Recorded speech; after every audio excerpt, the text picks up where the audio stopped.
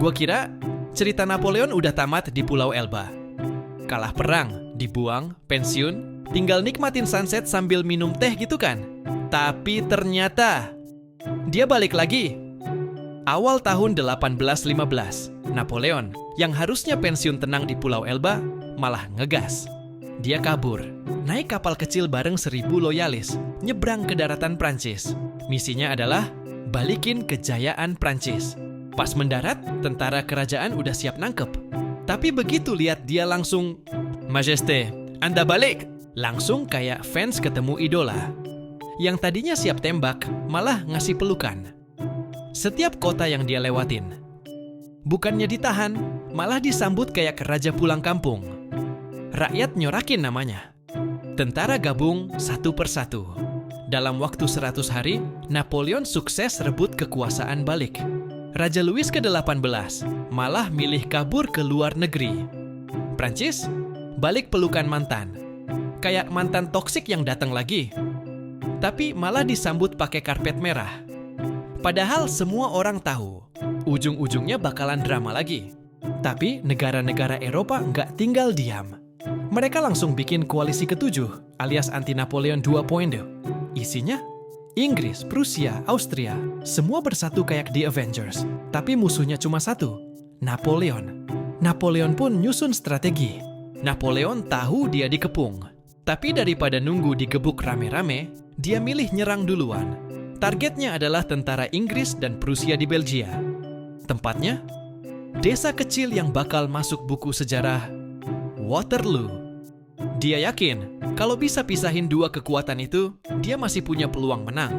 Strateginya simple, hajar satu dulu sebelum yang lain nyusul bantu. Lawan utamanya, Duke of Wellington dari Inggris, kalem, rapi, kelihatan pendiam, tapi taktiknya tajam.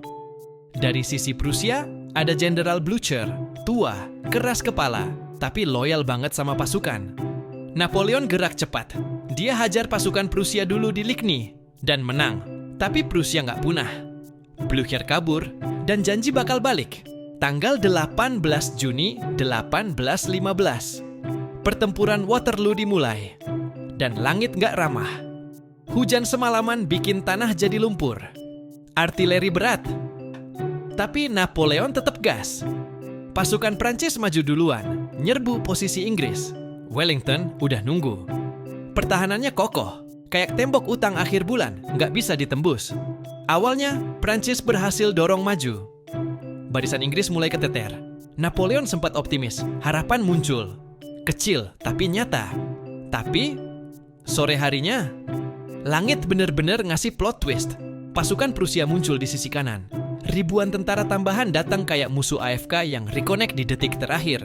Dari situ, semuanya berubah. Wellington bertahan, Prusia nyerang dari samping. Napoleon diapit dari dua arah. Napoleon ngeluarin kartu trufnya, Imperial Guard. Pasukan elit, nggak pernah kalah. Tapi kali ini, mereka goyah. Dan pas mereka mundur, moral pasukan langsung anjlok. Panah terakhir udah dipakai. Semua usaha udah habis. Dan akhirnya, pasukan Prancis bubar.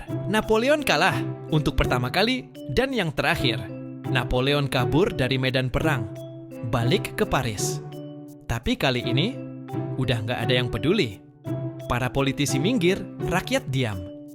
Kayak semua orang udah unfollow dia barengan. Akhirnya dia nyerah. Serahin diri ke Inggris. Tapi Inggris bilang, kita nggak main-main lagi. Bukan Elba lagi bro. Kali ini, Saint Helena. Sebuah titik kecil di tengah Samudra Atlantik. Jauh dari segalanya. Nggak ada kafe, nggak ada teman, nggak ada sinyal. Dia dikurung di rumah sederhana. Dijaga ketat.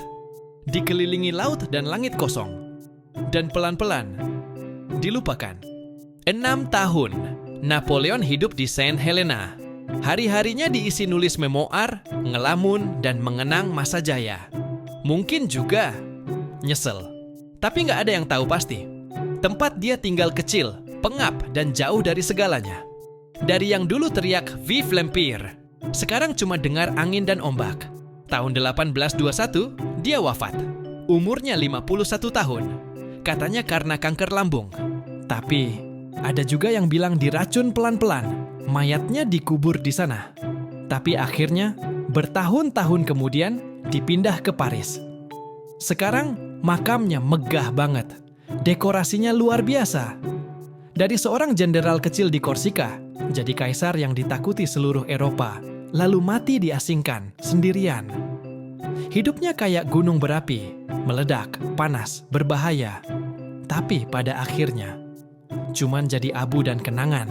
Napoleon itu bukan cuma cerita soal menang atau kalah, tapi soal ambisi manusia dan batas yang kadang nggak kita sadari. Dia pernah jadi yang paling ditakuti, tapi juga yang paling sendirian di akhir cerita. Kadang, yang bikin kita jatuh bukan karena kalah, tapi karena kita nggak tahu kapan harus berhenti ngegas. Dan lo tahu, gue baru lihat cover buku sejarahnya kebuka lagi. Lo mau gue match jelajah kemana lagi? Kasih tahu gue di kolom komen ya.